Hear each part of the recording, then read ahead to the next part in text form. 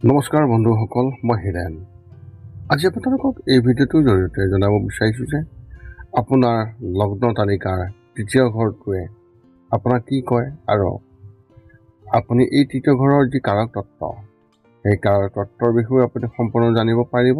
লগতে এই তৃতীয় ঘৰটোত 9টা গ্ৰহৰ যি ফল, সেই প্ৰত্যেকটো গ্ৰহৰ ফলৰ অনুসৰি আপুনি এই ভিডিঅ'ত আপুনি জানিব পাৰিব। যদি আপুনি জ্যোতিষ শিকি আছে তেন্তে আপোনাৰ বাবে অতি উপযোগী হ'ব বুলি কামনা কৰা গৈছে।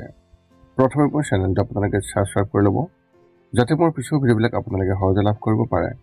লগতে মোৰ ভিডিঅ' যদি ভাল লাগে তেন্তে লাইক আৰু শ্বেয়াৰ কৰিব, কমেণ্ট কৰি আপোনালোকৰ মনোভাৱ প্ৰকাশ কৰিব। এতিয়া আহোঁ মূল বিষয়লৈ। আজি এই ভিডিঅ'ৰ উদ্দেশ্য হৈছে তৃতীয় ঘৰটোৰ সম্পূৰ্ণ কাৰক তত্ত্বৰ বিষয়ে জ্ঞান আপোনালোকক আগত আগবঢ়োৱা আৰু লগতে 9টা গ্ৰহৰ যি ফল, সেই বিষয়ে আপোনালোকক সম্পূৰ্ণ তথ্য আগবঢ়োৱাৰ ক্ষেত্ৰত এই ভিডিঅ' প্ৰস্তুত কৰা হৈছে। বৈদিক জ্যোতিষত তৃতীয় ঘৰক অতি গুৰুত্বপূৰ্ণ বুলি গণ্য কৰা হয়। এই তৃতীয় ঘৰত শুভ গ্ৰহৰ স্থাপনৰ ফলত সেই ব্যক্তিজনৰ বাবে অতি শুভ ফল পোৱা যায় বুলি গণ্য কৰা হয়। এই ভিডিঅ'টোত আমি কিয় ইমান গুৰুত্ব দিয়া হৈছে তাৰ এই তথ্য আগবঢ়াইছোঁ। ইয়াৰ লগতে আন বহুতো দিশ আছে যাৰ বিষয়ে আমি বিতং তথ্য দিবলৈ ওলাইছোঁ। গতিকে তৃতীয় ঘৰৰ বিষয়ে আপুনি এই ভিডিঅ'টোত জানি লওক। বৈদিক জ্যোতিষত এই তৃতীয় ঘৰত 9টা গ্ৰহৰ প্ৰতিটোৱেই আপোনাৰ জন্মৰ তালিকাত কোনোবা এটা ঘৰৰ ভিতৰত উপস্থিত থাকে আৰু সেই স্থানেৰে কেৱল আপোনাৰ নিজৰ ব্যক্তিত্বৰ বিষয়ে নহয়, আপুনি নিজৰ সৈতে কেনেকৈ সংযোগ স্থাপন কৰে আৰু আপোনালোকৰ চৌপাশৰ যি জগতখন, সেই জগতখনৰ সৈতে সহ অস্তিত্ব লাভ কৰে, সেই বিষয়েও অমূল্য অন্তৰ্দৃষ্টি প্ৰদান কৰে। তদুপৰি আপোনাৰ ৰাশিফলৰ মুঠ 12টা ঘৰ আপোনাৰ অতীত, বৰ্তমান আৰু ভৱিষ্যতৰ তথ্য আহৰণৰ বাবে এক ৰোডমেপ। আকাশত এই গ্ৰহবোৰৰ মাজেৰে গ্ৰহবোৰে গতি কৰাৰ লগে লগে ই জীৱনৰ বিভিন্ন পৰিঘটনাক প্ৰভাৱিত কৰে। ৰাশিফলৰ প্ৰতিটো ঘৰৰ নিজস্ব অৰ্থ আছে আৰু ই জীৱনৰ বিশেষ ক্ষেত্ৰকো প্ৰতিনিধিত্ব কৰে। গ্ৰহৰ ভাবি প্ৰকৃততে জ্যোতিষক গুৰুত্বপূৰ্ণ কৰি তোলে। যদিও ই যথেষ্ট জটিল, তথাপিও আমি এই ভিডিঅ'ত ৰাশিফলৰ তৃতীয় ঘৰৰ বিষয়ে আপোনালোকক বুজাই দিম। বৈদিক জ্যোতিষত তৃতীয় ঘৰৰ যি স্থান, ৰাশিফলত তৃতীয় ঘৰটোৱে যোগাযোগ, ভ্ৰমণ, ভাই ভনী, মানসিক বুদ্ধিমত্তা, অভ্যাস, আগ্ৰহ আৰু প্ৰৱণতা নিয়ন্ত্ৰণ কৰে।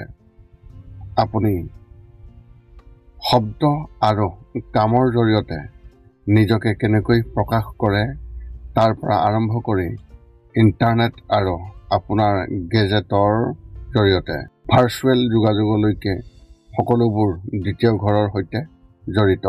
আমাৰ মূল্যবোধে দ্বিতীয় ঘৰত আমাক কিছুমান বিশেষ আগ্ৰহৰ সন্ধান কৰিবলৈ লৈ যায়। আমি কৰিবলগীয়া ভালপোৱা কামবোৰ আমাৰ মূল্যবোধৰ ওপৰত ভিত্তি কৰি কৰা হয়, কিন্তু একে সময়তে আমি বৃদ্ধি আৰু বিকাশৰ লগে লগে আমি নতুন আগ্ৰহ আৰু বস্তুৰ প্ৰতি আকৰ্ষিত হওঁ।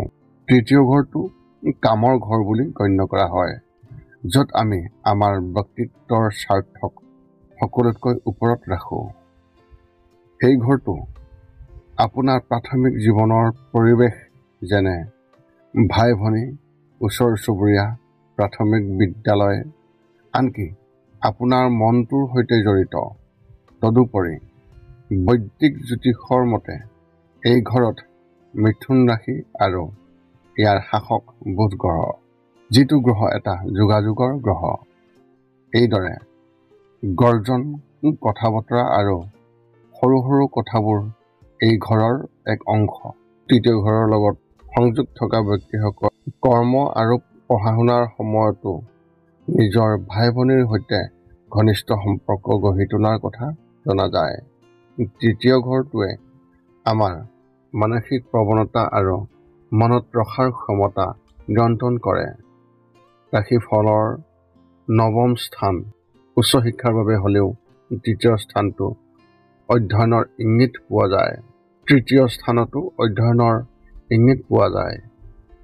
তৃতীয় ঘৰটো ভাতৃত্ববোধৰ মিলনৰ বাবে, যিয়ে আমাৰ সৰু ভাই ভনীসকলৰ প্ৰতি আমাৰ বিবেচনা প্ৰকাশ কৰে। ইয়াৰ উপৰিও তৃতীয় ঘৰটোৱেই নিয়ন্ত্ৰণ কৰে যে আমি মানুহৰ সৈতে কেনেকৈ যোগাযোগ আৰু তথ্য বিনিময় কৰোঁ।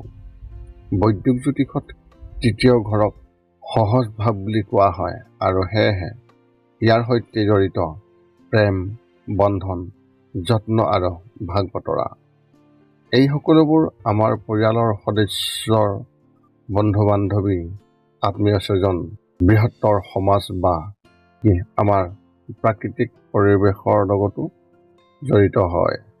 তৃতীয় ঘৰৰ সঠিক বিশ্লেষণে আমাৰ ব্যক্তিগত জীৱনৰ লগতে মানৱ জাতিৰ সাংস্কৃতিক বিকাশতো উচ্চ পৰ্যায়ৰ কৃতিত্ব লাভ কৰাত সহায় কৰিব পাৰে। চমুকৈ ৰাশিফলৰ তৃতীয় স্থানৰ মূল কথাবোৰ আপুনি জানি লওক। ১ নম্বৰ হৈছে বৈদিক নাম তৃতীয় স্থানৰ সহজ ভাৱ। ২ নম্বৰ হৈছে প্ৰাকৃতিক শাসক গ্ৰহ আৰু ৰাশি হিচাপে বুধ আৰু মিথুন ৰাশি। তৃতীয় তথ্য হৈছে সংশ্লিষ্ট শাৰীৰিক অংশ হিচাপে ডিঙি, বাহু, কান্ধ, গলাৰ হাড়, বুকুৰ ওপৰ অংশ, কাণ, শ্বাসনলী আৰু হাত। চতুৰ্থ তথ্য হৈছে তৃতীয় ঘৰৰ সম্পৰ্ক, বিশেষকৈ ভাই ভনী, সহকৰ্মী আৰু অন্যান্য ব্যক্তিগত সংগী হিচাপে, সংগীৰ লগত যেনেকৈ সহপাঠী, সহযোগী, পৰিচালক। লগতে তৃতীয় ঘৰৰ কাৰ্যকলাপ হিচাপে লিখা মেলা কৰা, ক্ৰীড়া, এথলেটিক্স, মজা আৰু উদ্দীপক কাৰ্যকলাপ, আমাৰ ব্যক্তিগত আগ্ৰহ আৰু শিক্ষণৰ প্ৰাথমিক পৰ্যায়ৰ পিছৰ অংশ। ৰাশিফলত তৃতীয় স্থানৰ বিভিন্ন গ্ৰহৰ প্ৰভাৱ আপুনি জানিবলৈ আৰম্ভ কৰক এতিয়া। যদিহে আপোনাৰ তৃতীয় ঘৰত সূৰ্যদেৱৰ অৱস্থিতি আছে আপোনাৰ লগ্ন তালিকাত, সেই হিচাপে এই ঘৰত সূৰ্যৰ উপস্থিতিৰ বাবে সেই ব্যক্তিজনে বা সেই ব্যক্তিসকলে বিভিন্ন ধৰণৰ যোগাযোগৰ ওপৰত গুৰুত্ব দিয়াৰ সম্ভাৱনা থাকে। আপুনি ভ্ৰমণৰ প্ৰতি আকৰ্ষিত হ'ব আৰু মানুহৰ সৈতে যোগাযোগত থাকিলে আপুনি আত্মবিশ্বাসী আৰু জীৱনৰ প্ৰতি আগ্ৰহী হৈ থাকিব। আপুনিও স্বশিক্ষিত আৰু উচ্চ দক্ষতা সম্পন্ন হ'ব। আপোনাৰ কামৰ ফলৰ সৈতে সংযুক্ত হ'ব। জ্ঞান আৰু অধ্যয়ন আপোনাৰ বাবে অতি গুৰুত্বপূৰ্ণ আৰু আপুনি ইয়াক আনৰ লগত ভাগ বতৰা কৰাত বিশ্বাস কৰিব। যদি আপোনাৰ তৃতীয় স্থানত চন্দ্ৰ গ্ৰহৰ অৱস্থিত আছে, তেন্তে সৃষ্টিশীলতা প্ৰবৃত্তিৰ সৈতে জড়িত চন্দ্ৰ গ্ৰহটোৱে আপোনাক স্বাভাৱিকতে কল্পনাপ্ৰসূত, স্বজ্ঞাত আৰু গ্ৰহণযোগ্য কৰি তুলিব। ই আপোনাৰ ইচ্ছাৰ প্ৰতি বহুত আৱেগিক মোহ আনিব। আপুনি মহান মধ্যস্থকাৰীৰ কাৰণে আপুনি আৱেগিক আৰু আনৰ অনুভৱৰ প্ৰতি আগ্ৰহযোগ। আপুনিও আপোনাৰ ভাই ভনীৰ প্ৰতি অতি মৰমীয়াল হ'ব। যদি আপোনাৰ তৃতীয় স্থানত বৃহস্পতি অৱস্থিত আছে, তেন্তে বৃহস্পতি গ্ৰহ যেতিয়া তৃতীয় স্থানত থাকিব, তেতিয়া আপোনাৰ মানসিক ক্ষমতা বৃদ্ধি পাব। স্বতঃস্ফূৰ্ত হোৱাটো আপোনাৰ বাবে স্বাভাৱিকতে আহিব। আপুনি দ্ৰুতভাৱে নতুন তথ্য আহৰণ কৰাৰ ক্ষমতা পাব আৰু কামবোৰ সহজে কামত লগাব। এই ঘৰত বৃহস্পতিদেৱৰ উপস্থিতিয়ে আপোনাৰ প্ৰাথমিক শিক্ষাৰ বাবে উপকাৰী বুলি প্ৰমাণিত হ'ব। আপোনাৰ ভাই ভনী, পৰিয়াল আৰু ওচৰ চুবুৰীয়াৰ লগতে সংঘৰ সৈতে আপোনাৰ আন্তৰিক সম্পৰ্ক থাকিব। যদি আপোনাৰ তৃতীয় স্থানত শুক্ৰদেৱৰ অৱস্থিতি আছে, তেন্তে ৰাশিফলত তৃতীয় স্থানৰ শুক্ৰৰ সৈতে যোগাযোগৰ সকলো ক্ষেত্ৰতে আপোনাৰ প্ৰকাশ পাব। সেয়া আপোনাৰ লিখিত হওক বা মৌখিক হওক। আপুনি কথাবোৰ আৰু সম্পৰ্কবোৰক সুষম আৰু আগু-চালুতামুক্ত কৰি ৰাখিবলৈ অতি ভাল পাব আৰু জীৱনটো সুচাৰুৰূপে চলি থাকিবলৈ সংযত আৰু তৰ্ক এৰাই চলি এই কামটো আপুনি সহজে কৰি ল'ব পাৰিব। অৱশ্যে কেতিয়াবা মাত মাতিব লাগে আৰু নিজৰ বাবে যুঁজিব লাগে, সেইটো আপুনি নিশ্চয়কৈ জানি লওক। তৃতীয় স্থানৰ যি মংগল গ্ৰহ, সেই মংগল গ্ৰহৰ যদি অৱস্থান আছে ৰাশিফলত, তৃতীয় স্থানত থকা মংগল গ্ৰহই নিজৰ আগ্ৰহক আৱেগেৰে সাধন কৰিবলৈ সাহস, শক্তি আৰু শক্তিৰ ইংগিত দিব। আপুনি বহু লোকৰ বাবে প্ৰেৰণাৰ উৎস হ'ব পাৰে। তদুপৰি আপুনি যথেষ্ট মানসিকভাৱে সজাগ, সক্ৰিয় আৰু শক্তিশালী। লগতে এই চিন্তাবোৰ সঠিক দিশত আপুনি আগুৱাই নিয়াত অতি উচিত হিচাপে আপুনি ব্যৱহাৰ কৰিব পাৰিব।